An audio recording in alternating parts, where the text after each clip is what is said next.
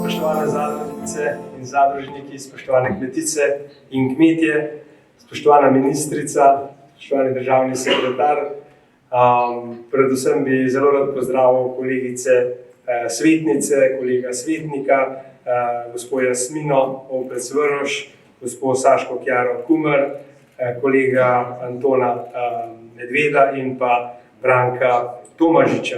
Naj povem iz tega mesta, da imate odlične predstavnike v državnem svetu, ki zagovarjajo interes omenjenih, ki sem jih naslovil že prav na začetku.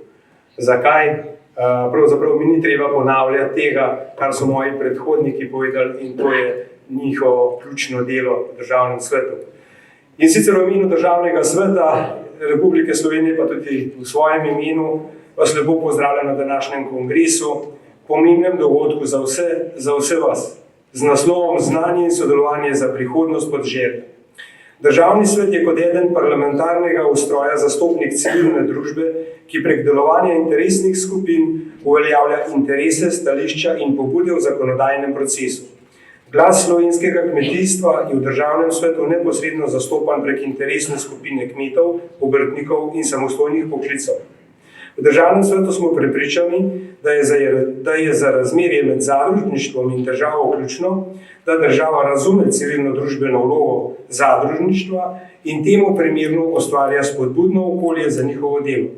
Državni svet zato izraža podporo zadružništvu in zadrugam ter opozarja na problematiko delovanja zadružniškega sistema ter predlaga sistemske ureditve v zakonodajnem postopku, ki pa pravkar smo slišali, da je tik pred zdajci. Kot je razvidno iz programa, bodo na tokratnem kongresu izpostavljene aktualne teme trajnostnih prehranskih sistemov ter izzivi, ki jih prinašajo smernice zelenega dogovora ter geopolitične spremembe tako kmetijstvu kot širšemu gospodarskemu okolju v Sloveniji. Slovenski zadružni sistem že dobrih 150 let tvorno podpira slovensko kmetijstvo in zagotovo lahko tudi v prihodnje v okviru svojega delovanja ponudi rešitve utemeljene z znanjem in sodelovanjem za obstoj in prihodnost obdelanega, živega podeželja. Zadružništvo je najstarejše prostovoljno stanovsko združenje kmetov na Slovenskem.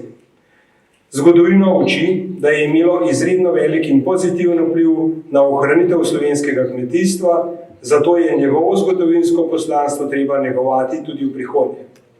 V današnjem času krizi in negotovosti je kmetijstvo kot panoga, poleg strateškega branika zagotavljanja hrane in s tem prehranske varnosti državljanov, pridobilo tudi nekatere povsem nove pomene, in sicer na področju ekologije, ohranjanje kulturne krajine ter poselitve geografsko više ležečega prostora.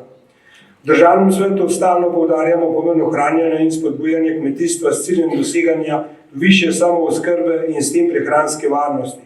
Pred kratkim smo izpostavili problematiko zmanjševanja ornih površin namenjenih pridelavi hrane, zaradi ukrepa ohranjanja okoljsko občutljivega trajnega travinja in problematiko preštevilne populacije velikih zveri in divjadi, ki pustoši slovensko kmetijstvo. Izpostavili smo preuranjenost, če ne nepremišljenost, splošne evropske prepovedi uporabe fitofarmacevtskih sredstev in v velikem obsegu kmetijskih površin brez nudenja alternativnih ustreznih rešitev. Zavedamo se namreč trajnega gospodarjenja tudi na področju kmetijstva, vendar mora biti ta korak v to smer postopni in storjeni način, da ne posegajo v že tako prenizko samooskrbo. Samo z ustrezno kmetijsko politiko bo slovensko podeželje ostalo poseljeno, obdelano in zanimivo za mlade družine, za prevzemnike kmetij, da bo nadaljevali z vzdrževanjem kulturne krajine in seveda s pridelavo hrane. In zato je delovanje zadružnega sistema kot podpornega stebra kmetovalcem, zadružnikom, kot tudi obdelavi zemlje, pridelavi hrane, kot tudi trženju pridelanega tako zelo pomembno. Ob vseh izzivih, s katerim se sooča kmetijstvo pri nas, in ob zavedanju nuje po njegove ohranitve, že z vidika zagotavljanja najosnovnejše dobrine, zadostne količine cenovno dostopne hrane, ki v tem globalnem svetu ni več samoumevna, tudi zadruge prevzemajo veliko odgovornost za soustvarjanje našo skupno prihodnost. Zadružništvo v kmetijstvu stoji pred izzivi podpornega nosilca tehnološkega razvoja, sodobnega menedžmenta in inovacij s ciljem zagotavljanja trajnostnega kmetovanja in trajnostnih prehranskih sistemov ter k uravnavanju bolj pravičnih razmerij znotraj tako imenovane verige od vil do vilic. Spoštovane zadružnice, spoštovani zadružniki, cenjeni gostje, predvsem pa predsednik Zadružne zveze Slovenije. Naj vaše delo obrodi čim več sadov, ki bodo omogočili oblikovanje pravih rešitev in odgovorov na izzive, s katerim se sooča slovensko kmetijstvo in njeni podporni zadružni sistemi. Hvala lepa.